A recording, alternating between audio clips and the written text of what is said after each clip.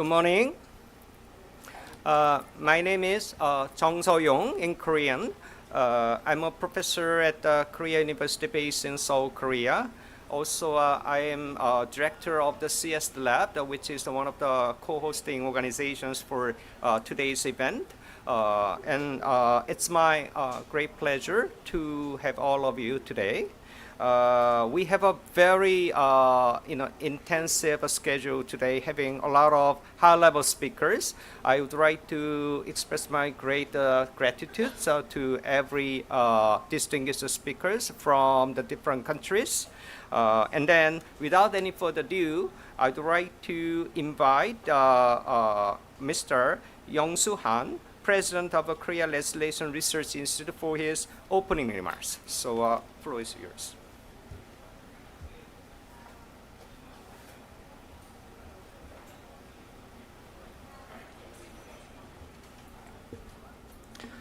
Distinguished guests and ladies and gentlemen, good morning and warm welcome all of you today's event in the early morning.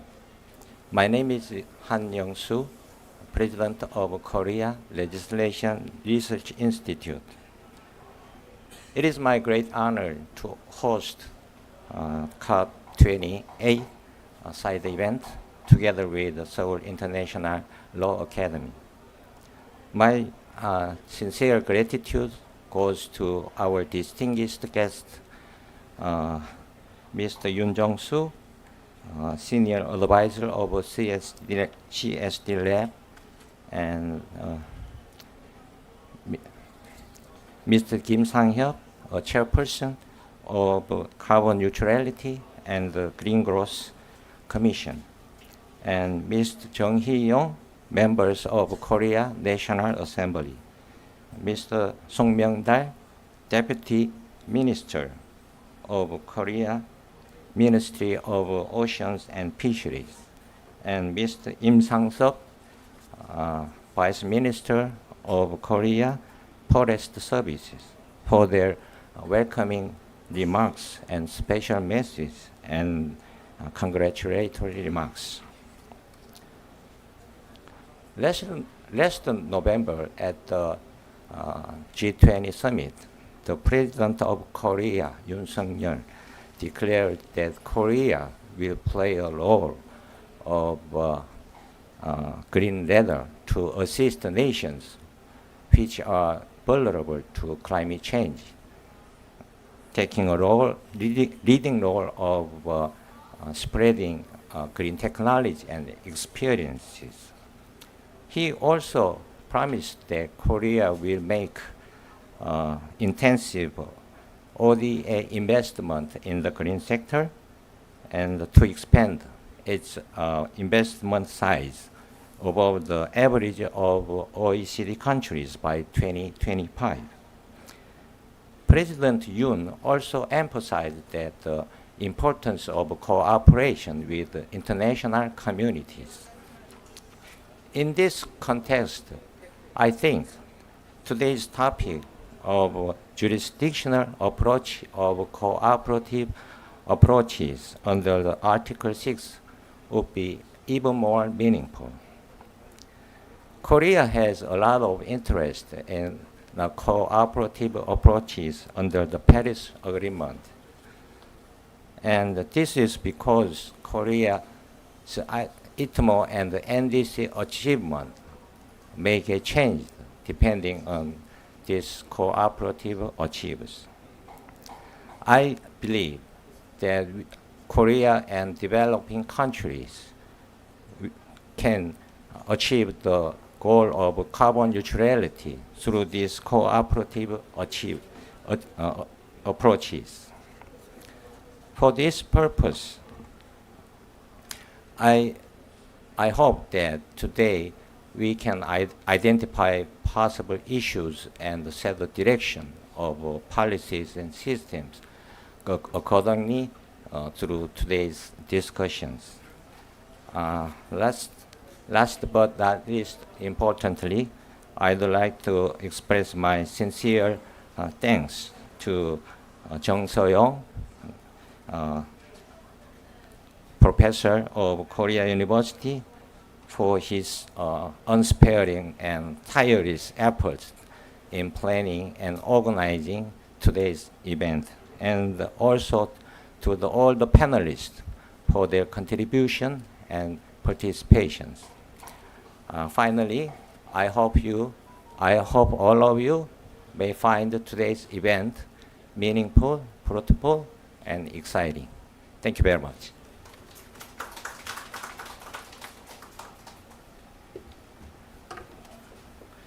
Thank you. Now, I'd like to invite Mr. Jong-soo Yoon, the Senior Advisor, CS Lab. He was also Vice Minister, Minister of Environment before.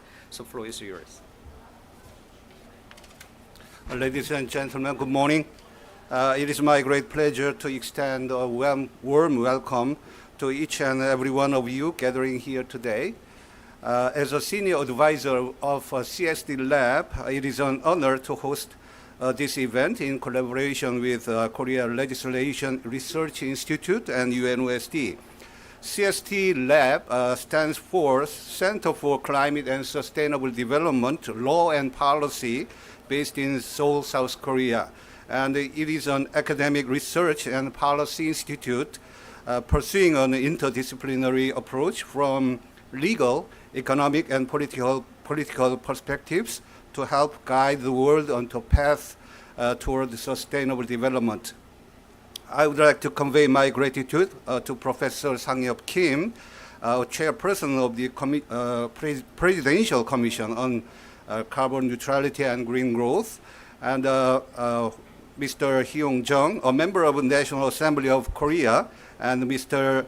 Myung-dal Song and Sang-sop Im, who are high-level officials of Korean government, for your precious time to the congratulatory remarks. Today, we discuss and explore the jurisdictional approach of cooperative mechanisms under Article 6. The jurisdictional approach refers to the specific scope and authority of a country or subnational entity to implement the jurisdictional scale emission reduction actions under cooperative mechanisms. This event offers a unique opportunity for us to delve into the complexities, challenges, and opportunities presented by this approach. This approach contributes to overall emission reductions and ensures implementation of credible and verifiable measures. Once again, I thank you all, and particularly I thank our partner, Mr. Young-soo Han and Chung-Kyu Park, for co-hosting this event. Thank you very much. Thank you very much.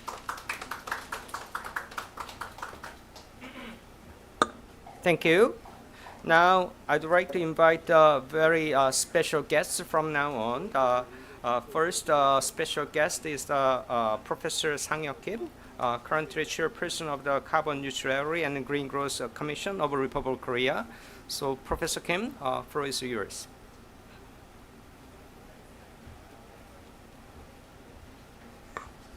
Thank you, Professor Jung. I really appreciate all the efforts in organizing this important meeting. Greetings. It is a real good morning. I am truly delighted to have you all. Excellencies, ladies and gentlemen, friends and partners. First of all, I'd like to express my deep gratitude to His Excellency Jung Hee-young, the critical member of the National Assembly, who also visited last year's Conference of Parties held in Egypt. Glad to see you again here. And I also greatly appreciate to Mr. Han Yong-soo, the President of Korea Legislation Research Institute. And Korea is going to export green legislation to the world. And also I am grateful to Mr. Yoon Jong-soo, who is my senior, and he worked with me closely when he was a Vice Minister of Environment. I thank you for that. And thank you, Mr. Song Myung-dal, who is the Deputy Minister of the Ministry of Oceans and Fishery. Several weeks ago, John Kerry, the U.S. Special Climate Envoy of the President of the United States, sent us a very special video message that there are critical areas for the U.S., Korea, and the rest of the world should work together. Renewable, electric vehicle, hydrogen, green buildings, and clean shippings. So Mr. Song Myung-dal is leading figure in making that happen in the area of clean shipping. Not just clean ship, but also clean methanol and clean corridor. That's what he's doing, and I'm so glad that he's taking the leadership in that area. And we have another very important policymaker from Korea, who is Mr. Im Sang-sub, Deputy Minister of Korean Forest Service. As you know, forest is getting another meaning, facing climate crisis.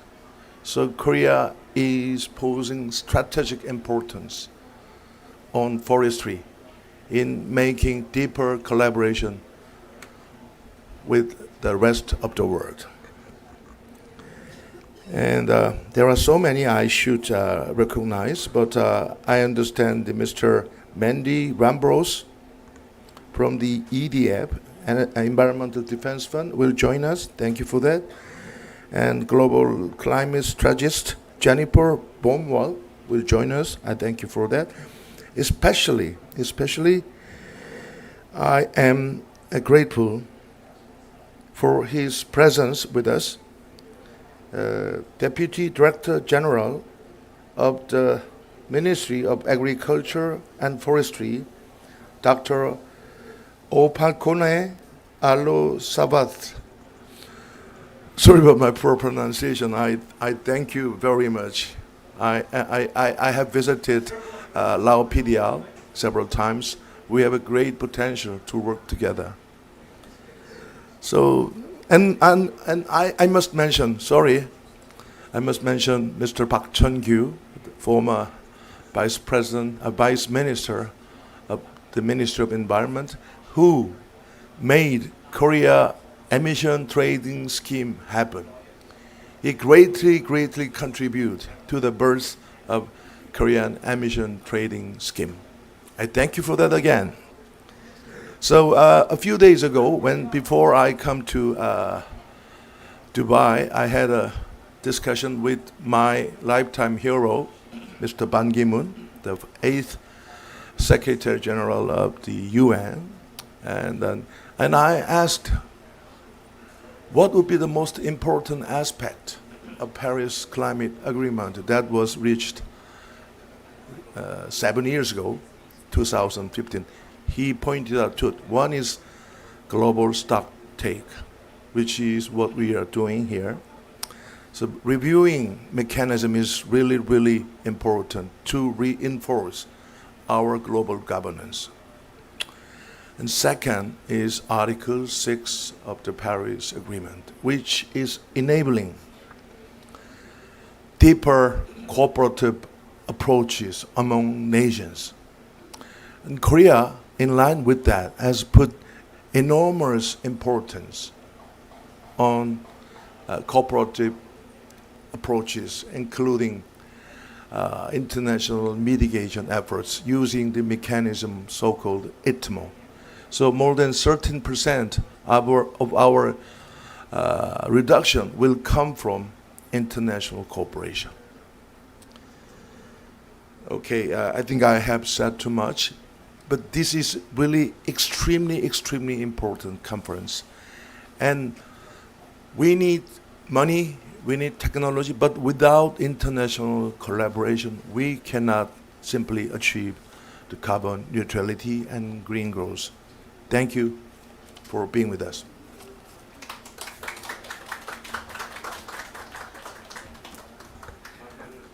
Thank you, Professor Kim. He named many distinguished Korean participants here. Then, in addition to that, I'd like to name the former Environment Minister of Republic of Korea, Minister Yoo Young-suk is present in this room as well. So I'd like to, just point out that Minister Yoo is present in this room.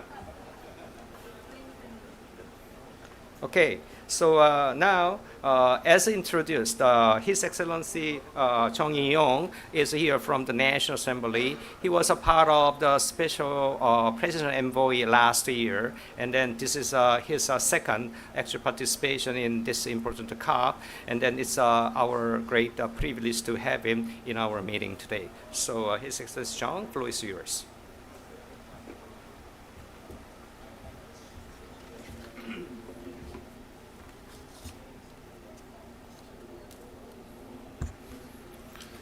Dear distinguished delegates, good morning. I am Chung Hee-yong, a member of the National Assembly of Republic Korea. First, I'd like to sincerely thank to Center for Climate and Sustainable Development Law and Policy for hosting this meaningful event to discuss international cooperation based on Article 6 of the Paris Agreement. I would also like to express my appreciation to all opinion leaders who have gathered here today, especially 정서영 교수님, 한영수 원장님, 김상희 위원장님, 윤종수 차관님, 송명달 실장님, 임성석 차관님께 감사 인사를 드리겠습니다. Article 6, Paragraphs 8 and 9 of the Paris Agreement stipulate non-market approaches related to the implementation of the agreements. Voluntary and non-market approaches can include various efforts that contribute to emission mitigation. Among them, it is essential to emphasize the necessity of joint efforts and cooperation in addressing forest disasters, exemplified by accelerating wildfires due to climate change. As the chairman of the Disaster Management Committee of the People Power Party in Korea, I believe that disasters such as wildfires, landslides, floods, and many more, which are severely intensifying globally, are impacted by climate change. A striking example is the emission of more than 300 million tons of carbon during Canada's wildfire season this year. Such massive greenhouse gas emissions further accelerate climate change and create a vicious cycle that fosters forest environments vulnerable to wildfires. Korea has also suffered a significant loss of human lives and property due to extreme climate conditions this year, which is 63% forest cover. The risk of forest disasters due to climate change is higher than ever. In this context, as the chairman of the Disaster Management Committee, I have made a motion for the Forest Disaster Prevention Act to establish an integrated forest disaster management system in Korea. Moreover, because disasters have global implications due to our interconnection in the climate change era, individual countries cannot address them alone. That is why the Forest Disaster Prevention Act includes provisions for international cooperation. Initiatives like the Assuring the Future of Forests with the integrated risk management of or a firm mechanism jointly pursued by the Korean Forest Service and the UN Food and Agriculture Organization are representative examples. Prospects for such non-market cooperation are expected to grow. I look forward to productive discussion in today's event on the importance of cooperative approaches under Article 6 of the Paris Agreement. As a congressperson, I join in on efforts for the future of humanities law legislation. Thank you.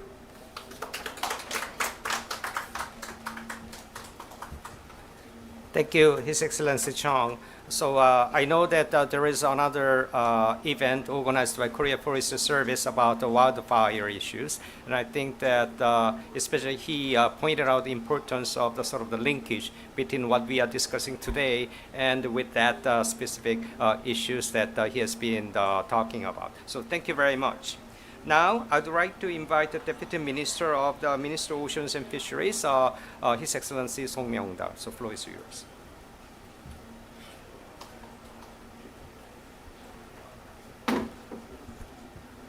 Good morning. I'm Song Myung-dal, Deputy Minister of the Ministry of Oceans and Fisheries of the Republic of Korea. I would like to extend my heartfelt congratulations on the 28th Conference of the Parties to the UNFCCC, where the world has gathered to work together in overcoming the climate crisis and exploring methods of international cooperation through the cooperative approach under Article 6 of the Paris Agreement. Many countries have set ambitious NDC targets, including Korea, whose 2030 NDC is set at 40%. I believe that the ocean, which absorbs and stores 20 to 30% of global CO2 emissions, will be a key to achieving such ambitious NDCs. The Ministry of Oceans and Fisheries of the Republic of Korea is promoting various policies to contribute to Korea's NDC by reducing greenhouse gas emissions. As a maritime powerhouse, Korea is engaged in the development of green shipping corridors to reduce greenhouse gas emissions and is striving to overcome the climate crisis by utilizing blue carbon, a source of carbon absorption in the ocean. As part of these efforts, the Ministry of Oceans and Fisheries plans to promote international projects to reduce greenhouse gas emissions in various fields, such as oceans, fisheries, shipping, and ports. The Ministry will identify and implement international greenhouse gas emissions reduction projects by selecting target countries and promoting capacity building programs for each nation.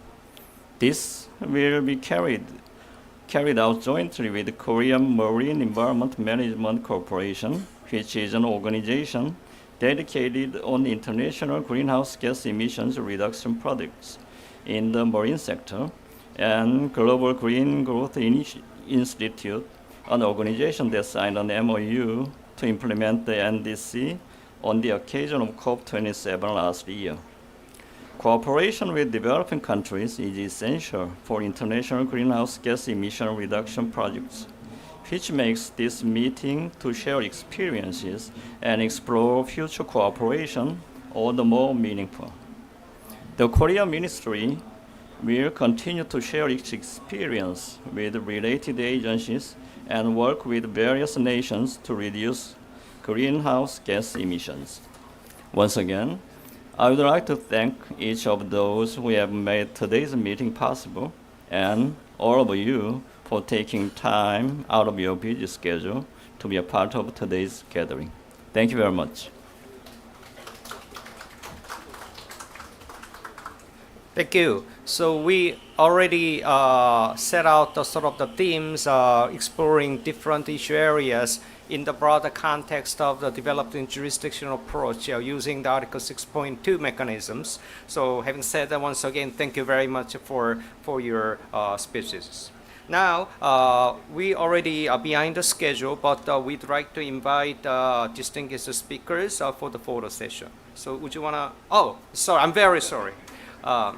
And then the last but the least, we have another very important guest for the opening session. That's Deputy Minister of Korea Forestry Service, Im Sang-sop. I'm very sorry. Okay.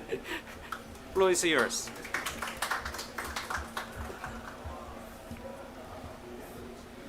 Good morning. I'm Im Sang-sop, Deputy Minister of Korea Forest Service. It is a great honor to meet opinion leaders from countries all over the world to develop collaborative projects under Article 6 of the Paris Agreement. The Korea Forest Service prioritized REDD+, which is stated in Article 5. The Korea Forest Service pursues a virtuous cycle which maximizes the carbon and non-carbon benefits to promote sustainable development and achieve NDCs. The Warsaw LEDD Plus framework completed at COP19 in 2013 calls for national level implementation of REDD Plus and recommends the sub-national level as an intermediate level. There is an ideal approach to alleviate forest reversal and emission displacement. The Korea Forest Service is also actively promoting REDD Plus international mitigation pilot projects based on the voluntary collaboratory approach outlined in Article 6, particularly 6.2 of the Paris Agreement. Building on the experience of conducting REDD Plus pilot projects in Cambodia, Myanmar, and Laos in the Asian Mekong region, we aim to expand these initiatives on a large scale.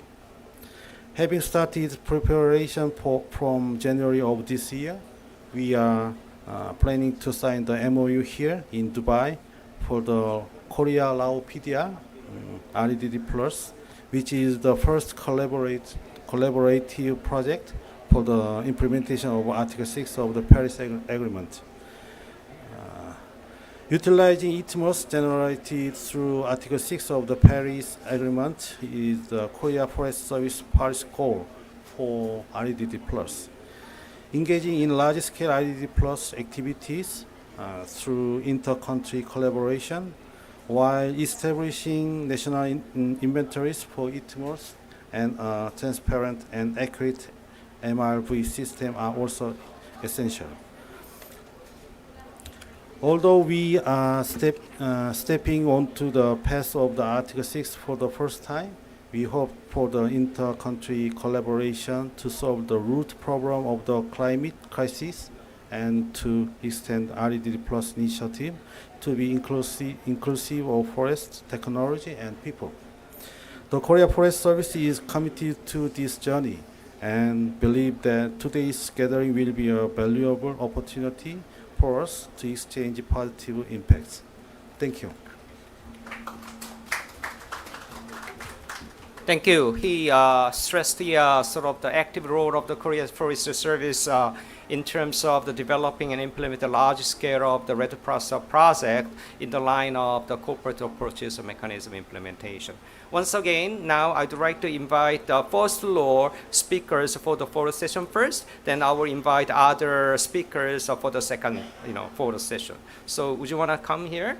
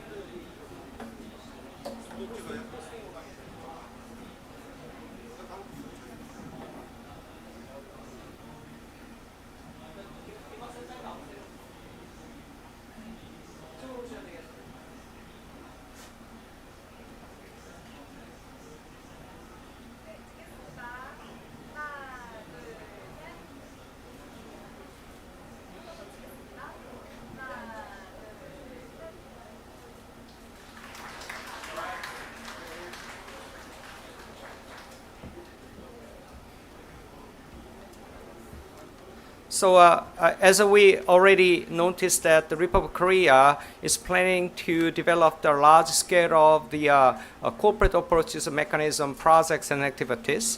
And then the purpose of having this keynote roundtable session is to share the experiences and the current status of the leading global organizations, including Global Green Growth Institute, and then Environment Defense Fund, and the UNDP. We have a very high level and an excellent lineup today. And then in case of Dr. Frank Riesberman, due to his last minute unavoidable situation, that we have an alternative speaker who is an expert in the practice of Article 6 within the Global Green Growth Institute. So now, actually, I want to make a little bit of change of the order of the presentation. So Mandy, you are the first speakers. So we are already behind the schedule, so it will be great if you spend about 8 minutes, 7 minutes, all right, for your presentation. So you can start and I'll be seated during the time. Thank you so much, and good morning, everybody. It's a pleasure to be here to talk to you about Article 6. So before joining the Environmental Defense Fund, I negotiated Article 6 for South Africa and for the African group for many, many years. So very keen to talk about and to see implementation of Article 6.2 with Korea. So I think congratulations on that. So a really positive step forward. And I quite like, we were talking earlier this morning, I quite like the unique approach Korea has, which has an ETS, and then we have the Article 6 jurisdictional approach. So I do think if you look at numbers around the world, around what is required for transitioning developing countries from dirty fuels to cleaner fuels towards renewables, the costs are around $4 trillion per year up to 2030. I don't know about any of you, but I can't picture what $4 trillion looks like. It's a lot of money. And that is not going to come through public financing. It has to come through the private sector. And the way to get that through the private sector, I think one of the innovations is the carbon market. And a carbon market that is well structured, a carbon market that is fit for purpose, and that would incentivize the private sector to invest in our countries. So I think having rules agreed at this COP for how Article 6 is going to become even better, and Article 6 is going to incentivize carbon markets is very important. And as you know, countries can start cooperating already on Article 6.2, and that is what Korea is doing. So I think it's great to see that. We see Switzerland doing it with Ghana, and with other countries, so very important that we get all of these going. Now, to come to the area of jurisdictional approaches, and I know it's controversial. There are a lot of countries that prefer the project-based approach. There are countries that prefer the jurisdictional approach. But quite frankly, we don't need to choose. We can do both. And I think it's important that we look at the merits and we look at the pros and cons to both. Why jurisdictional approach, and I'm assuming that this is why Korea chose to go this way, is that we can have, if you have a jurisdictional approach, you can have collaboration at a much larger scale. So instead of focusing on isolated projects, you can work with local governments and communities to transform entire areas, to transform entire regions if you do a jurisdictional approach. And so it's not about being green in a specific area or for a specific project, but being green for an entire region, which I think is very important. I also think that what a jurisdictional approach does is it unlocks long-term benefits. So they're not temporary fixes, but long-term solutions, especially because you're looking at government involvement. You're looking at government involvement throughout an entire region. So it can't be a short-term fix. It will be a long-term fix. I think this is particularly true of nature-based solutions, where rainforests, for example, can serve as quite long-term carbon storing sinks. So we see this in Brazil, in Mato Grosso, where the initiative aims to reduce deforestation and to boost economic growth simultaneously. So I think if you scale such a model in other countries, if you scale such a model of forests and of nature-based solutions from a jurisdictional approach, you have the opportunity to make quite remarkable and economic achievements. And this is particularly important for local communities. One of the other things that I worked on before leaving South Africa was the Just Energy Transition Partnership. And what was the most important thing about the Just Energy Transition Partnership was the social impacts. When you transition, when you move communities, or when you move from fossils to cleaner energy, or when you look at forestry projects, any projects in various sectors, when we talk glibly about improving our agricultural processes of eating less meat, what people often forget to make is the connection of what will that impact be on society. How will you impact communities that are dependent on these industries for their jobs? And so when we look at taking a jurisdictional approach, when we look at cooperations between governments, I think what we also then do is to show how we can have, make sure that we take care of communities. We make sure that when we talk about the transition, that we actually address the community benefits. So what about businesses?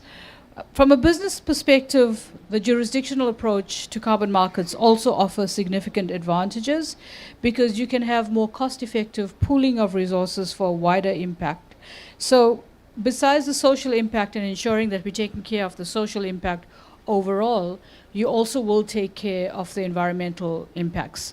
The important thing about a lot of jurisdictional approaches and a lot of carbon standards and carbon methodologies linked to a jurisdictional approach is that you have safeguards. So it's environmental safeguards, you have social safeguards that you must satisfy if you are doing this project or doing this initiative at a jurisdictional approach. Now, you might argue that you also have safeguards at a project level, but the beauty of the safeguards at a jurisdictional scale level is that the government must make sure that those safeguards are met. The government must make sure that whoever's participating in this jurisdictional carbon market approach ensures that the social impacts are taken care of, ensures that the environmental impacts are taken care of, so that you're not just going into a community, putting in a carbon market project in order to get the revenue from carbon markets, in order to reduce climate emissions, but that you are taking a holistic approach and looking at the social impacts and the environmental impacts as well. So, like I say, what's nice about this approach is that it's not just a one-dimensional approach. When we talk about climate solutions, one of my things I say over and over, so if you've heard me on other panels, you might be bored of hearing me saying this, but you can't solve for one problem. You have to look at initiatives, you have to look at projects, at approaches that can solve simultaneously for various problems. So it's for reducing emissions, carbon emissions, but it's also for improving environmental health, air quality health, social impacts, creating jobs, creating revenue, and promoting economic growth in communities. So thank you. I'll stop there. All right, thank you, Mandy. So I know that EDF is one of the leading organizations which promotes the concept of a jurisdictional approach, right? Several close friends of mine in EDF, I know that they have been working a lot, starting with the forest sector, but I know that EDF is expanding to cover the energy sector as well. And then I think for the Korean government's point of view, I assume that government is going to be very much interested in using that scheme for the purpose of NDCs, right? Because Korea has very challenging NDC target that we have to achieve by 2030. Having said that, thank you very much. Now, second distinguished speaker is Leticia Guimarães. I hope that my pronunciation is correct. She is the Senior Global Technical Advisor of Carbon Markets and UNDP. Actually, yesterday, UNDP hosted a high-level carbon market event. I was there. And then, so UNDP shared very good, excellent experiences with sovereign governments and other private sectors. And then I know that she is one of the key persons within the UNDP who can talk about the issues that we are discussing today. So now you have, 8 minutes for your presentation. 8 minutes is plenty. Thank you so much, Professor. Thank you for the invitation. It's a pleasure to be here. Thank you for hosting me at the Korea Pavilion. As it was mentioned, I am leading the UNDP initiative for high integrity in carbon markets, which was launched yesterday. But most of my career, I focus on RED Plus and jurisdictional level implementation. In my previous life, since we're talking about previous lives, I also negotiated for Brazil RED Plus and implemented RED Plus in Brazil. So I was very happy to see that this is an interest of the Korea government and to be invited to be here at this panel with you and share some of the lessons from UNDP in the implementation of jurisdictional RED Plus. I think it's great that I came after Mandy as well because she brings a lot of the key aspects that really differentiate the jurisdictional level approach from the project level approach. I also agree that it's not a competition between approaches because one of the key components of the jurisdictional level implementation is that you would nest projects into the jurisdictional level. So there is room for everyone and different players will play different roles. So it's very important to learn the lessons so far and see how we can move forward generating high quality credits for the forest sector. I think one of the key lessons in this 15 years of experience implementing RED Plus through the UN RED partnership, but also through different projects that UNDP has and supports, is that the governments, the national governments, have a key role to play. And oftentimes there is high willingness to engage in partnerships, but there is low capacities or low infrastructure to engage in these partnerships. And RED has the advantage of these 15 years of readiness. So you have countries like Cambodia that are very much advanced, and I know that Korea was an important partner there. Brazil, of course, through the jurisdictions in the Amazon region. We have been supporting the 9 states from the legal Amazon region in complying with high integrity standards, which to us, our trees is one of the references in terms of high integrity because it's jurisdictional level, it's very strict with its accounting, but it also includes the social and environmental safeguards, not only on a cross the box type of approach, but it includes validation and verification of the social and environmental safeguards. This is very new.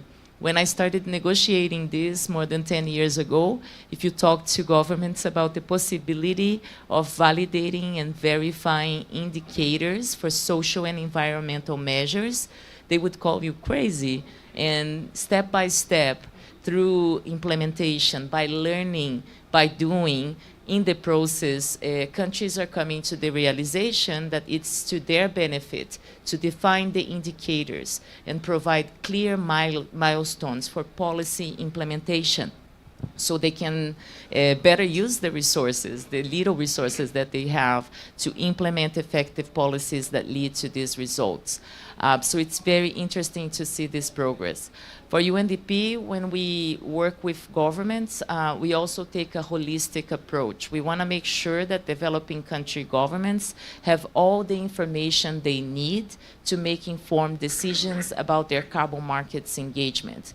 And the way that we see the landscape of support so far, it is very fragmented. So you have specific donors that come with their very specific approach, saying like, okay, I want to engage with you. And it's a little bit troublesome that you see so many countries signing agreements and oftentimes with varying requirements. So going back to the high willingness and low capacity, if you have different requirements from different sources of fund in countries where oftentimes the Ministry of the Environment, that little department or unit that takes care of climate is taking care of climate for all areas. So imagine for this person to understand and fully evaluate what are the benefits and the challenges of the different sources of fundings, of the different crediting programs, of the different standards, and even more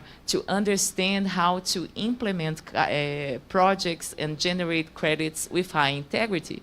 Because you see so many initiatives saying, this is high integrity. The other one comes and say, no, this is high integrity. So it becomes very easy at the country level to understand and implement it. So this is what UNDP is trying to do. We're trying to learn from all the experiences, partner with countries, partner with donor governments, and facilitate these agreements and the implementation of these agreements for the generation of high integrity credits, but also meeting it with high integrity demand. So oftentimes there is a lot of focus on demanding from these countries that they follow all the requirements, that their emission reductions is accurate, that their policies are implementing all the safeguards, while those buying credits are not held accountable for their own targets, which are also key. We are at an emergency with the climate urgency that we have, but also in their plans on how to use the carbon credits that they purchase. We see a lot of times people looking at this and thinking, oh, let's get a lot of credits, and this is a moment to get credits because maybe the price is really good right now. But when we pay the price for these credits, we need to really understand that this is a price that you're paying not only for the carbon. In the case of forests, you're paying for the sustainable livelihoods of these communities. You're paying for the clean water that the forest standing there will contribute to. You're paying for the sustainable development of that whole community. So it's a credit that comes with a lot of value added, and it must be met with high prices so that you ensure that the policies that are leading to these results will be permanent, that they will remain over time, and that we are not only just buying time with forests because these are ready solutions that have a lower cost, but that we ensure that the forests remain there in the long term. Just to close, I imagine I'm close to my 8 minutes. I don't know. When we talk, we lose track of time. But I want to recognize the leadership of Korea in REDD+ jurisdictional implementation. Not only in Cambodia, but recently we are also developing a subnational jurisdiction in the DRC with Waele, that we are thinking about how to bring them to R3 certification. This is a long process, but we have a long history in UNDP of working with the DRC government, and we think DRC is very well positioned to build upon the existing readiness efforts that they have already done. They have a lot of willingness to do so. We are engaged with them, and they have in Korea good partners that are willing to support them. So I'm looking forward to coming back in a few years and sharing lessons from that and recognizing the advancements that we will make with this initiative. Thank you so much. Thank you for having me. Thank you. So we already found that there are actually quite a good amount of experience built up in the forest sector simply because of the REDD+ mechanisms that countries negotiated a lot, and that they spent actually more than a decade to complete the mechanism to become workable.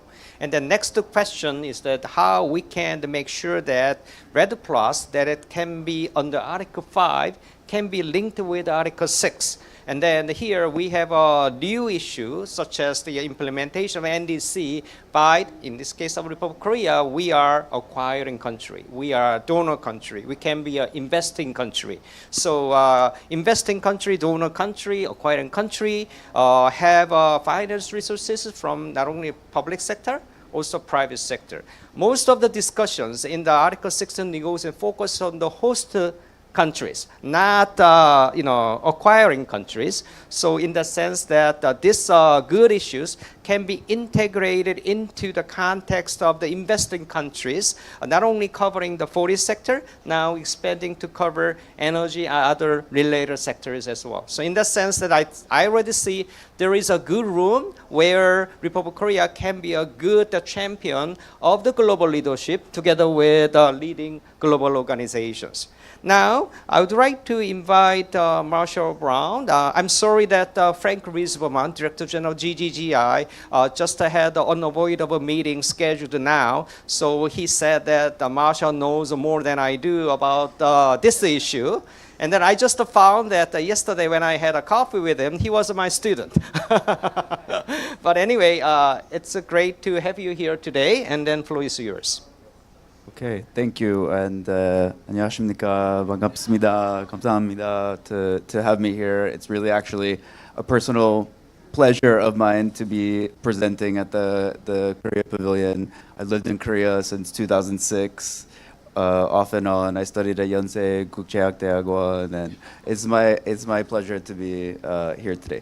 So yes, my name is Marshall Brown. I work in the carbon pricing global practice at GGGI. I'm a program manager for one of our largest technical assistance programs funded by the German government called the Supporting Preparedness for Article 6 Cooperation Program. But before I go into the Article 6, maybe better to step back about GGGI. GGGI is a treaty-based international organization with over 48 members. We have a mission to help our government partners to really implement green growth. What that means is mobilize investment for tangible outcomes.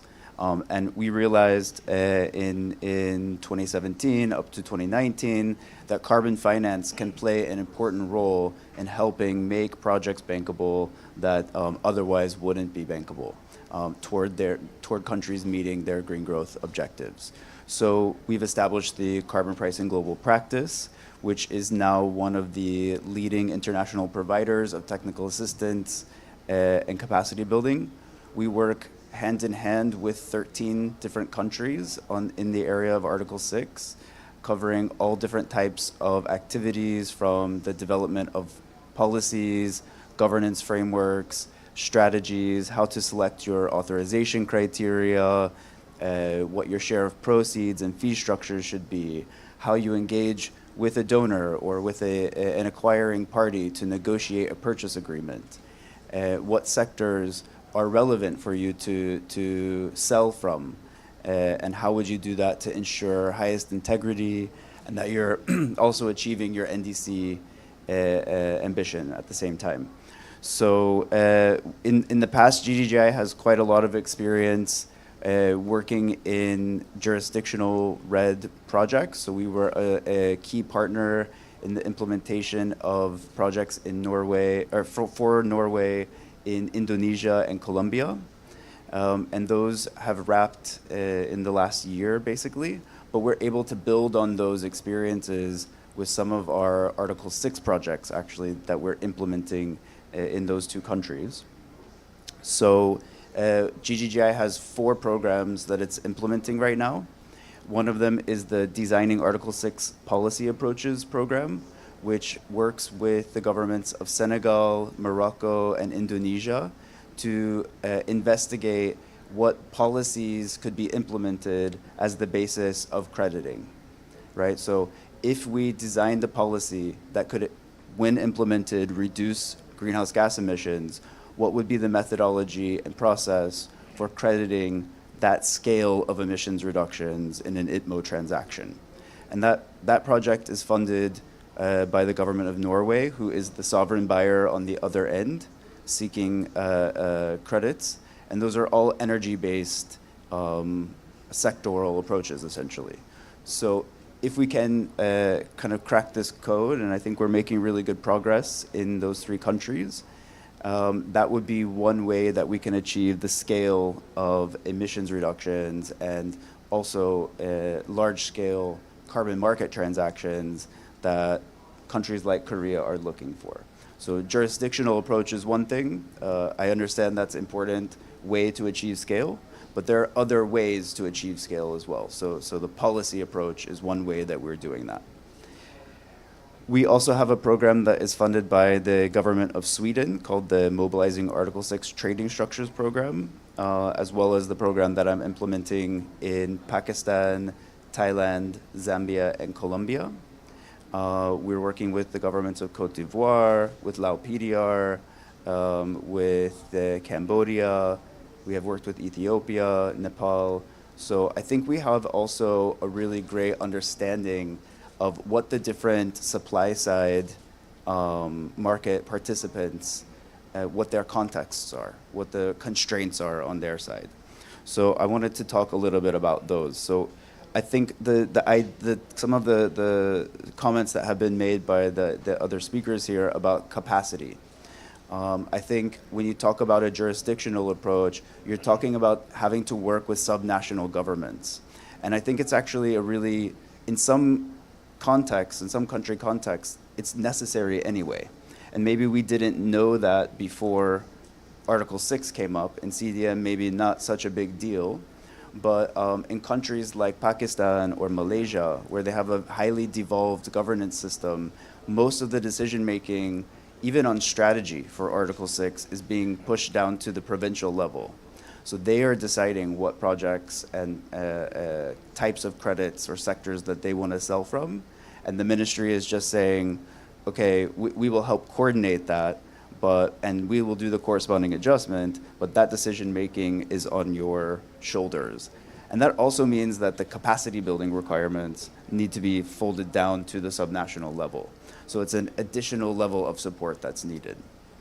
The other thing I'll say is that, I think the need for supply side safeguards regimes is really important, which is what was brought up. We're working with the government of Colombia on their non-AFLU sector safeguards regimes, and I think the RED Plus experience can be learned from for non-AFLU sectors as well.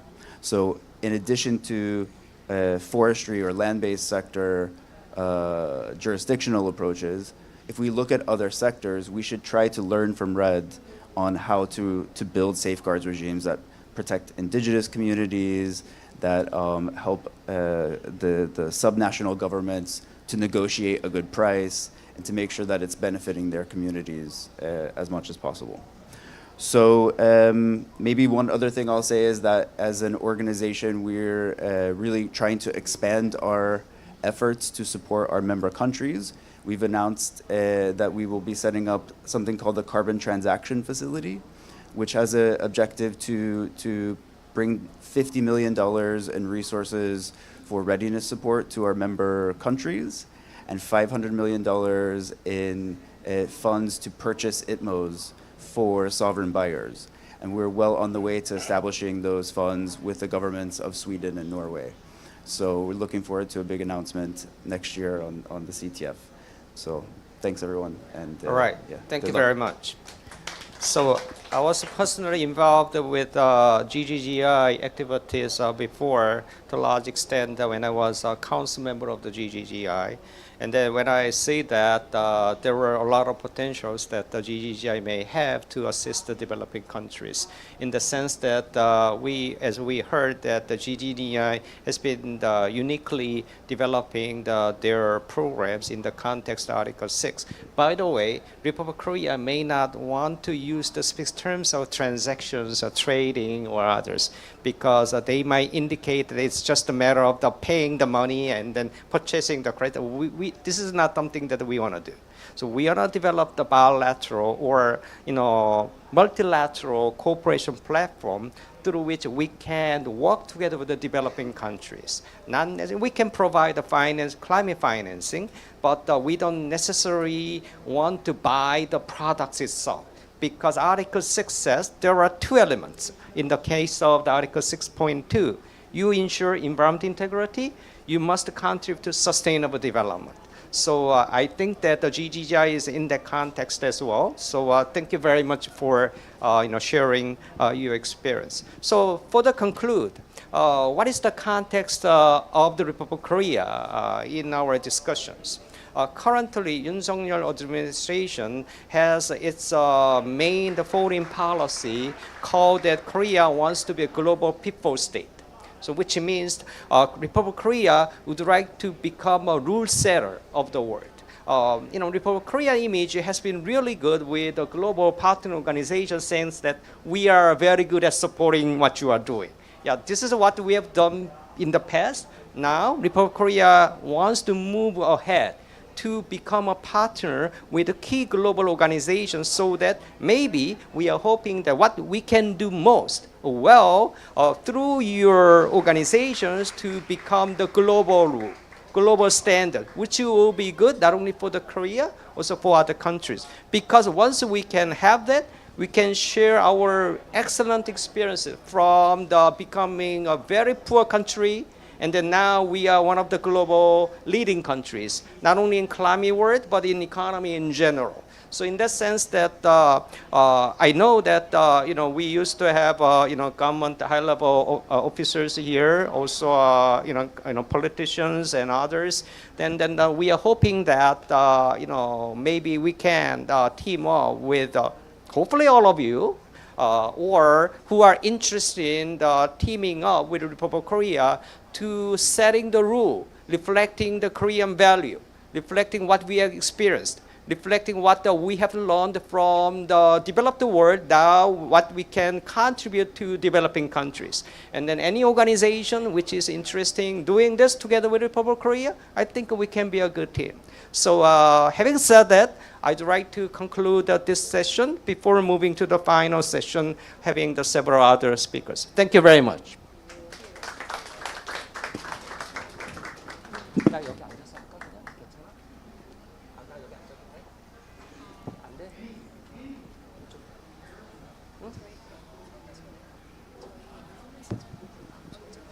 알았어.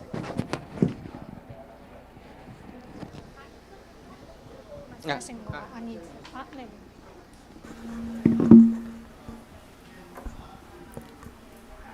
All right. So now I'd like to invite the speakers for the last session. I'm sorry that we are supposed to have one from the government of Indonesia, but for some unavoidable reason, the Indonesia government could not be present here. So would you want to come forward to be seated?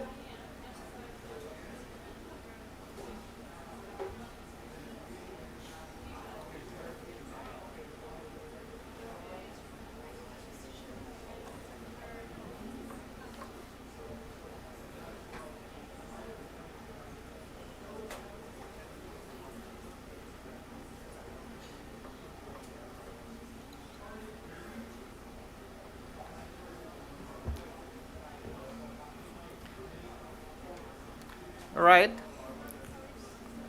We still have an excellent speaker lineup here. This lineup has been made not just without having any cross-cutting themes, but every speaker has good reasons why they need to be present actually in this session today. So first speaker is Mr. Opakon Alonso Savath, right? We already become good friends. When I was in Laos earlier this year, I was very much impressed with what Laos has been doing under his leadership. And then he's gonna talk about Red Plus activities by Laos. And we just heard from Korea Forest Service. Republic of Korea is scheduled to sign an MOU with Laos PDR on the December 7th about the subnational jurisdictional approach in the Red Plus implementation. This is going to be the first MOU in the forest sector, which will ensure the large scale of the ITMO in activities in the context of jurisdictional approach for the purpose of NDC. So having said that, I'd like to give you the floor to you. Every speaker, I do hope that you spend 5 minutes. I'm sorry. Thank you. Good morning. My name is Upakon Alusavat. Is Deputy Director General of Department of Forestry. In fact, the I deal with this Red Plus since 20 years ago when Lao at participate FCPFs, you know. And then I study in South Korea for my PhD. Just finished 2015, and then I step back, and then I know that Red Plus is something moving. And now a new thing is about the Paris Agreement, Article 6. So now I restart again, and I have to get the insights again about a really interesting topic. So if we talk about experience and jurisdictional approach in Laopedia, of course, as the many speakers mentioned about this, about Red Plus experience, of course, we have to remit UNFCCC's Red Plus requirement on should be met. Like we Lao is adopted national scales, and we develop Red Plus national Red Plus strategies. And of course, the forest different emission levels, safeguard information, system document, and national forest monitoring system, and MRV, etc. So we need, it should be in place when you implement about the Red Plus. So experience we have experience with FCPF in the 6 northern province, is subnational levels in the northern part. And of course, it's called subnationals. Emission reduction payment agreement we already in 2020s, and emission reduced and payment for ERPA already signed. And then we has come up first monitoring report has been submitted to Carbon Fund with the emission reduction 3.2 million CO2 tons. And then the first payment expect to be made in the first quarter of next year, 2024. And of course, the second reporting period is 5.2 million ton of CO2 need to be generated and transfer to meet to the total emission reduction 8.4. Of course, payment will be for the government and governance, the forest landscape, and also people, livelihood in the project in 6 northern province. That is some experience. Of course, when we implement, we need to have structures, government structure about national level, subnational, ex-province, and district level. This one should be in place to make sure that all levels have the same understanding. And when we come to as I mentioned, Article 6 and 6.2, 6.4 is on news, not only me, I think also for the other developing country. So we have planned and to do with South Korea's MOU, as the speaker, Mr. Jungston already mentioned. So on 7, my minister already approved this one. So we will have MOU in the 1 northern province, not yet under FCPF. We have totally 7 provinces, but Pong Sali is one of the province not yet covered by FCPF project. So we will do together. So the challenge, of course, the legal frameworks. Now we are working with the legal framework. With the GGIs, we develop, let's say, develop a Prime Minister decrees on the carbon credit trading. So this one must be in place, and then establish of the ministerial committees, including to develop decree, because the carbon, is multi sectors and collaboration. And then this legal framework should be expected to be finalized the mid of next year. So we plan to have those kind of ready in mid of next year. Of course, the registration must be there to implement the high level PM decrees. One thing, Laos also about carbon trading, all those things is already mentioned in the forestry law. That's already in 2019. It's already there, legal framework. So it's a matter of how we implement and then do the sub-registration for the implementation. Of course, the challenging the ability for requirement about the reporting that we need to anyone information through agree electronic format, and also technical requirement on the technical requirement from UNFCCC. So that I think when we work with South Korea, especially KBS, we try to learn something from when developed country on technology transfer and whatever. That my presentation. Thank you. Thank you very much. So once again, I personally had a chance to be involved in this process a little bit. And then as far as I know, this is the first case that has been made by the government of the Republic of Korea in the context of jurisdictional approaches. Pongsali is the name of the province of the Lao PDO, and I do hope that the Korea Forest Service can be teamed up with the government of Lao PDO so that we can make sort of the good experience and the model actually for not only for Korea, also for the entire world as well.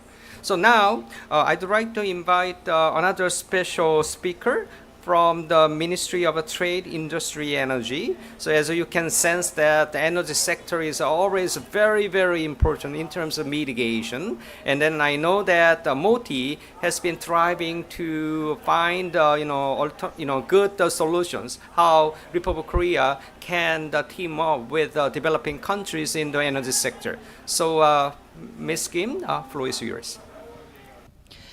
Good morning. It's still morning, right? The excellencies and distinguished participants and friends, colleagues, I'm very happy to be here. Thanks for having me.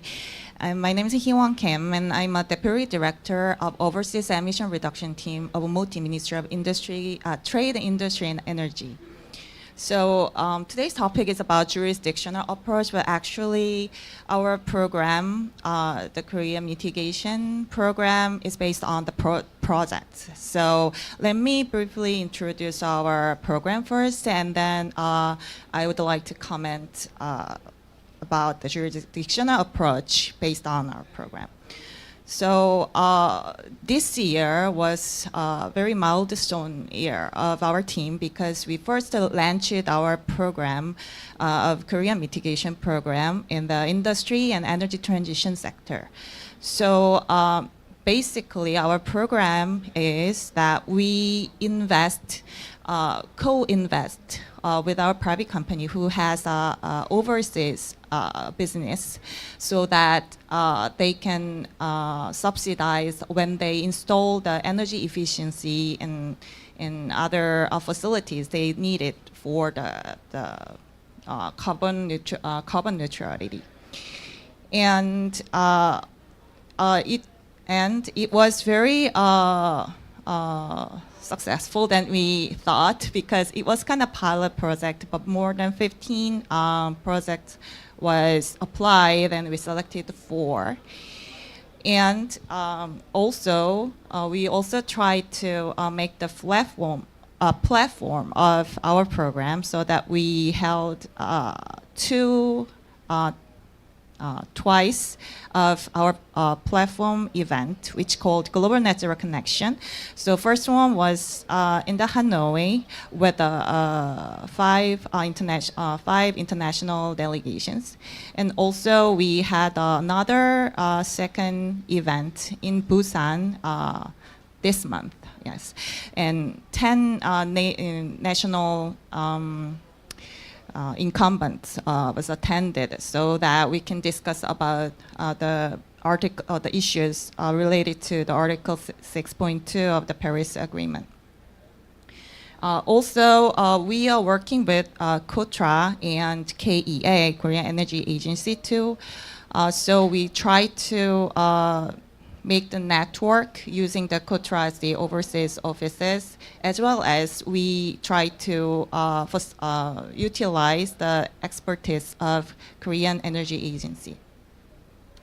Okay, so including this program, we also try to connect our another programs, which is, for example, the ODA for the helping the capacity building of the developing countries, as well as we try to do the feasibility study as well. So from next year, we are going to support some feasibility study on this issue too. So, and also, we opened the Carbon Neutrality Center in the Hanoi, and we would like to expand it depending on the project we proceed. So far, these are what we did this year. And I really, about this issue, the jurisdictional approach, I really would like to expand our program in the view of jurisdictional approach because our target is 37 million tons CO2 each, which is very challenging and ambitious. So to achieve this goal, I think very scaling up and scale up the program is very essential. But for me, as an incumbent, I think some challenges with this issue. So I think for the scaling up the project, like the slogan of the COP28, the Unite, Act, Deliver is necessary. But the question comes to my mind. But what for? I mean, we need to identify the right scope and right program to achieve it. So during my work this year, I think that it is very difficult to identify who does what. I mean, one program is very engaged with very many stakeholders, and they have different purpose. I think it's very important to harmonize those, harmonize their goals and benefits. And also, I think we have to figure out how to mobilize it.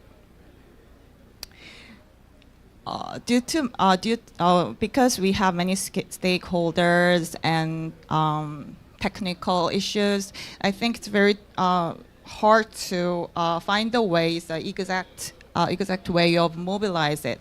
So as a government officer, I think it's not about only the ministry. I think it's but also it's a lot of stakeholders, including international organization and private sector and NGOs and etc. So I think it's very important to identify those stakeholders to do the right thing.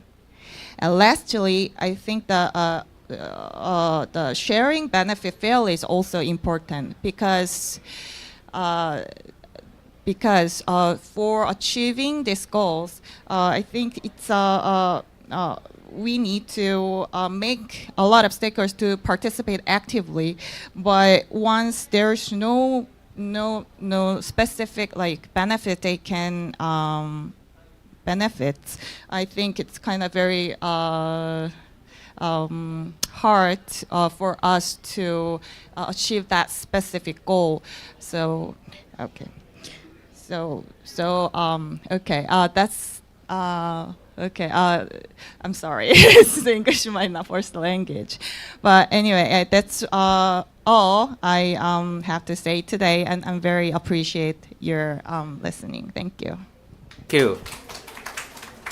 Actually, I know that Moti has made every effort to be present in this actually event today. And then as she mentioned that Moti has been doing its every effort to generate the new opportunities. Of course, there are challenges, also lessons from the past. And if we can get united, actually Moti can find a very good model for the entire world in the context of generating the jurisdictional approach, sharing not only the mitigation outcomes, also putting the safeguard measures and the biodiversity and boosting the community activities for the developing world. So in the sense that I'd like to just express my sincere support for every effort that Moti has been carrying out. So thank you very much. Now I'd like to go to Dr. Raehyun Kim. You know that today we heard a lot about the forestry. So I do hope that you don't necessarily repeat everything, but I'm expecting you to, given the amount of time that you have left, then I'm hoping that you pinpoint some of the key lessons that we want to share. So floor is yours, Dr.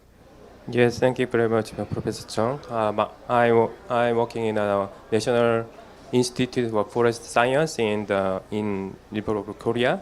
Yeah, shortly, I want to say to point out three things.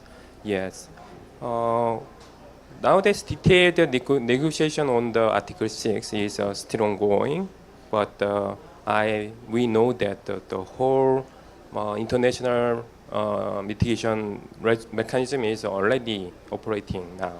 So, and then I would like to say that the forest is an important pillar to carbon neutrality, and then especially important in achieving the NDC also. So yeah. Today many speakers are talking about the scale up. I also to point out the scale up, two kind of things. The forest sector is taking the two approaches to scale up. One thing is promoting national or sub-national project and expanding the removal activities. Yes, talking about the national project.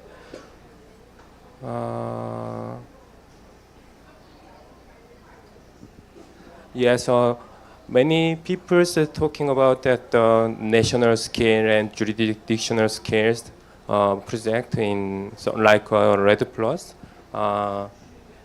I think it's the why we have to national scale mitigation project. It is needed to avoid sensitive issues such as overestimated. This is because that directly related to national greenhouse gas inventory. So the national scale mitigation project can avoid the over estimations.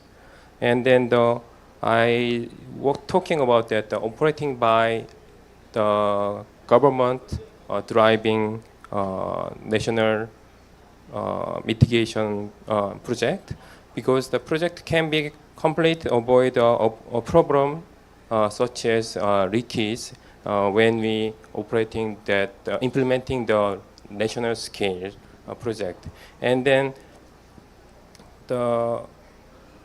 if government to driving the implementing the mitigation project through the national scale, the government can be stable and long-term strategic that kind of project in the national scale. So we can avoid that. Nowadays we looking about the non-permanence issue in mitigation projects, especially lead removal sectors. But if government to driving that kind of project, we can reducing that the concern of the non-permanence issue in that. And then another issue is expanding the removal activities. As you know that in the CDM mechanism, there is only two removal activities, afforestation and reforestation. But nowadays we need to expanding that removal outcomes to ambitious NDCs and then to carbon neutrality. So nowadays we're talking about that, expanding the various removal activities in the negotiation in Article 6.4. So we tried to expanding the removal activities. And last thing is we need cooperation, intersectoral sectoral project. We need to not only operation between parties, but also cooperation with sectors will become more important, because we need exploring more various mitigation project. A good example is mangrove restoration. Mangrove is a unique forest ecosystem. We can see that the coastal area. So marine, coastal area, and the forest sectors that the expertise that they need to cooperation to restoration the mangroves. So we and then we can make some good practice to successfully restoration in mangrove project like that. Yeah, I will stop here. Thank you very much. I just got a warning from the office that we are running out of time. So now I straight to go to the Dr. Skilly, and then Dr. Kim already laid out some of the good connection in the context of mangrove and other areas. So now you can talk about maritime and ocean matters.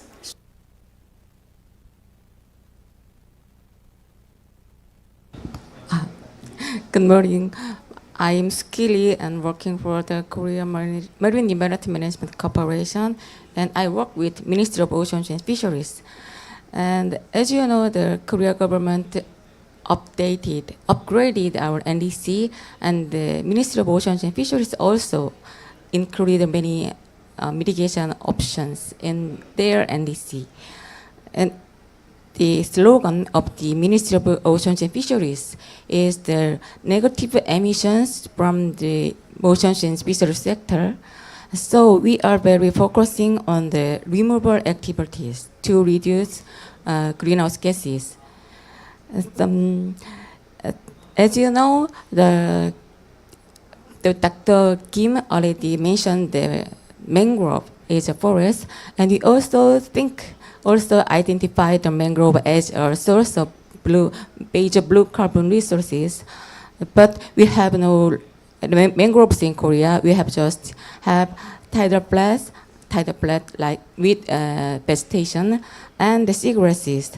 Korea government already implemented to create seagrass meadows in coast over the past 10 years or more.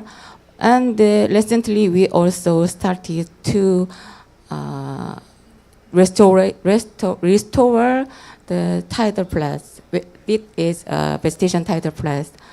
But we have no mangroves, so we are trying to find our opportunities in abroad. And the Ministry of Oceans and Fisheries made an MOU with GGGI Indonesia, that is focusing on to develop project in mangrove restoration in Indonesia. In here, I'd like to talk is we are very beginner in the forest or the removal sector, so we want to learn from the experiences of the Korea Forest Services. I think we need to learn from KFS, and then we can cooperate with KFs to develop the mutually beneficial and mutually beneficial outcomes from the international project. Unfortunately, we are lost Indonesian member today, but I think Indonesia is a very good partner for develop to develop the project, and I'm looking forward to cooperate with Indonesia for a future. And I stop here. Thank you. So as Dr. Lee said that the Ministry of Oceans and Fisheries is interested in developing the overseas emission reduction activities, removal activities in the area of mangroves, and then there are ongoing discussions with the key partners, including GGGI and then some of the governments, including Indonesia. Now, last but not the least, our final speaker is Dr. Chang from Korea Legislation Research Institute. We are running out of time, but you have the floor. Yes. 네, good morning. I'm Eun Chang from Climate Change Legislation team at the Korea Legislation Research Institute. Let's start with a brief introduction to KLRI. KLRI is a national research institute under the Prime Minister, established for the purpose of studying the legal system, researching national legislative policies, and supporting government legislation. My team focuses on climate change legislation, among other legal issues. KLRI participated in the enactment of Korea's Green Growth Act and Framework Act on carbon neutrality.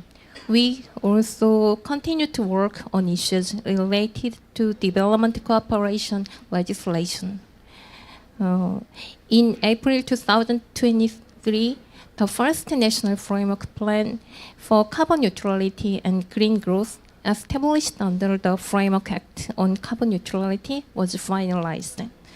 An important part of the international cooperation task in the Framework Plan finalized in April is to promote cross-sectoral green ODA. The specifics of this task are to expand green ODA, to promote green transformation in developing countries, and to strengthen cooperation with the international community to expand global green ODA. To promote green ODA, the Korean government said it would provide customized support for vulnerable sectors, policy consulting, and capacity building, taking into account the conditions and development stage of developing countries. Transforming conventional ODA into green ODA means strengthening the green factor or environmental considerations in ODA policy implementation and policy judgment. More specifically, it means mainstreaming carbon neutrality and climate change policies in our ODA efforts. KLRI intends to study how to support legislation to transform conventional ODA into green ODA. Currently, there is virtually no institutional basis for mainstreaming climate change issues in Korea's development legislation. To be able to take advantage of the cooperative approach through the use of Article 6 of the Paris Agreement, green ODA needs to be multifaceted. I agree that sharing development experiences in terms of legal frameworks can make it easier to build bilateral cooperation through Article 6 of the Paris Agreement.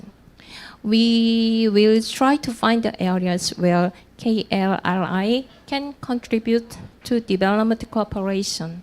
Thank you very much. Thank you so much. I just got informed from the management office that because our topics are really good, that they extended a little bit of the time for our seminar. So I think it's very unique for us to have someone from this legal field, because as we already heard, eventually at this time, especially in the developing countries, many developing countries are experiencing difficulties in setting up the institutions, a legal framework to implement, to use all these wonderful opportunities. So this is an area where there is a lot of needs for the ODA provided by the countries like the Republic of Korea. And then in the sense that I do hope that your organization can be a global champion in the finding a unique way of sharing the good experiences of Republic of Korea for the developing countries together with all these partners who are in this room. So thank you very much. So we heard cases from the Laos. We are hoping to have another case from Indonesia, but we felt sorry to lose that speaker. But as we heard that there is a serious conversations going on between the Republic of Korea and the government of Indonesia. And then we heard about Moti's case. That's energy sector, the important sector in Republic of Korea. And I do hope that today's conversation generates the good opportunities and then ideas in energy sector, how we can develop the largest scale of the cooperation with the key developing countries, together with the key organizations and experts and other Korean agencies as well. And then we confirmed that forest sector is important. And then what Dr. Kim said is that there are some technical issues going on in the negotiations, but we do hope that all these issues will be resolved, right? So in that sense that we have some representatives from the developing countries in this room. Your delegation needs to support what the Korean government would like to raise in the negotiations so that we can generate more room for the closer cooperation together. And then Dr. Lee said that the Ministry of Oceans and Fisheries is very keen on this issue using the Article 6. And then the mangrove, she said that is something that Ministry of Oceans and Fisheries thinks that are important, but there are other areas that the Ministry of Oceans and Fisheries can also develop. And then she mentioned one case going on with one of the participating organizations in today's event. And I think that with a close collaboration with other Korean organizations and agencies, also global organizations, then the Ministry of Oceans and Fisheries can also find a better way and more opportunities to be closely involved in this process as well. And then as I summarize that Dr. Chang introduced some of the important role of the Legal Research Institute in the Republic of Korea. So, and intentionally, we are missing one important issue here. Ultimately, all these things, based on the Paris Agreement, you need to do MRV, right? You need to do report, you need to get reviewed, and then without having that, actually it's become nothing. So having said, I do hope that there will be some important message coming from the closing remarks. Usually when we have a closing remark, it's a matter of summary, but I intend to have something special. So floor is going to His Excellency Chun Kyu Park. He was the former Vice Minister of the Ministry of Environment. So floor is yours.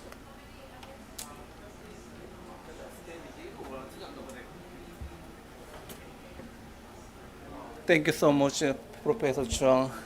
As a co-organizer of this event, I'm so happy to be here and present our experience. Very small. You don't worry about my closing remarks. It's long. I just start with my introduction of my office. My office in the United Nations Office for Sustainable Development is a project office under the UN Department of Economic and Social Affairs, that UNDESA. Focusing on environmental pillar of sustainable development. So you can see the 17 SDG goals, but we just only small piece of them, not all of them. So don't worry about it. My remarks should be very small and concise. Anyway, I'm very happy to hear about the very interactive and not interactive, but very eye-opening presentation and discussions. It's very rare experience to discuss about the jurisdictional approach to the Article 6, because we are very accustomed to the project-based of the international emission reduction. But as Mandy, am I correct your name? Okay, Mandy mentioned that there are so many controversial issues between the jurisdictional and project base, but I think we need to expand our projects to bigger one, like the jurisdictional approach, because when you get in a practical manner, you can get approval by the UNFCCC as ITMA. You need to get some kind of approval by the central government and also some national government. So it is an idea to coordinate very well among the stakeholders, especially in the government sectors. That is, I think, is very, very important to find a good way to get much more bigger projects. And then I would like to highlight another one is the importance of the inventory. Actually, my office has been conducting the inventory training workshop since 2018, focusing on the sectoral approach, because in inventory there's there's very well-defined approaches and manuals, but it's very, very comprehensive, very complicated. It's not easy to understand and follow up those things. But so we need to training workshop, break down each sector, and then how you can can reach those mandate and the guide, especially guideline. But we just call it, sometimes we just mandate. But anyway, that is a very important thing. So if you have a jurisdictional approach or a project approach, baseline is you need to have a good inventory which based on the enhanced transparency framework, transparency framework, ETF. It's very important. So I would like to highlight one more time that we'd like to, our office as a United Nations project office, we are ready to assist you in terms of the inventory. Then we will be happy to assist you also. And also taking this opportunity, I would like to invite you to our office side event, which will be in 1:30 at the SDGs pavilion, which is across the road. There is P7, 88, building 88. The second floor, not the fourth floor, very small one. But we just talk about the innovative MRV issues, co-hosting with UNF, the CCC, as in the I forgot their name, but it's there's innovative way of the MRV systems. So I think that is a good good occasion for you to listen about the new ways of the MRV systems. Okay, I stop here and thank you for listening to my short remarks. Thank you for.